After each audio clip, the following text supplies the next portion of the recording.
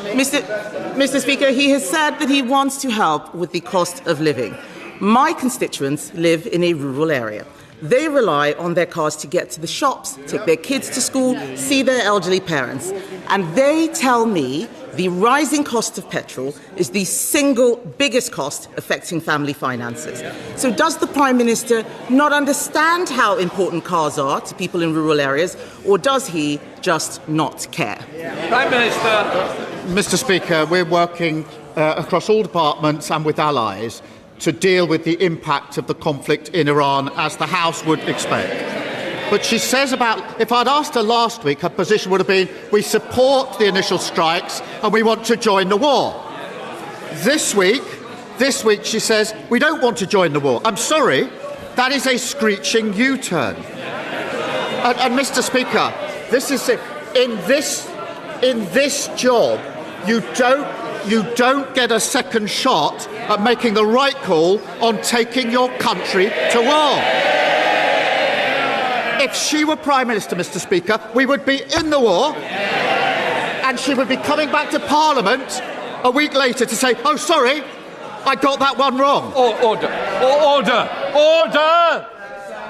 I'm sorry I'm interrupting you, but unfortunately, we've got to stick to Prime Minister's questions, not opposition questions.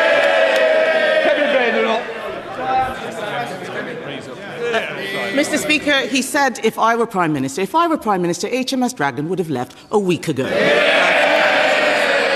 only time.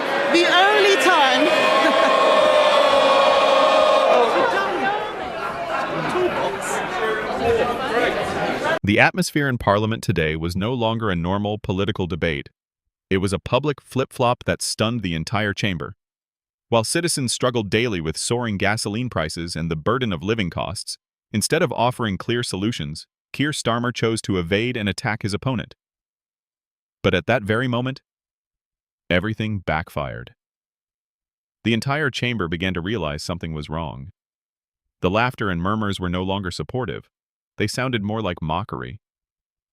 Starmer didn't directly answer the people's questions, but instead focused on a contradictory political argument, attempting to shift blame to the opposition.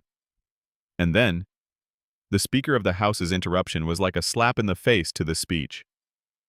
Being reprimanded in front of the entire Parliament, that was not just a loss of control, but a sign of serious embarrassment. How can a Prime Minister who can't stay focused on a direct question from the people lead the country through bigger crises?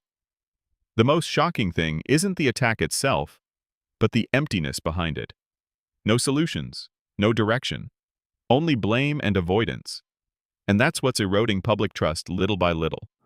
The question now isn't who's right or wrong in the debate, but is Britain being led by someone who truly understands what the people are facing?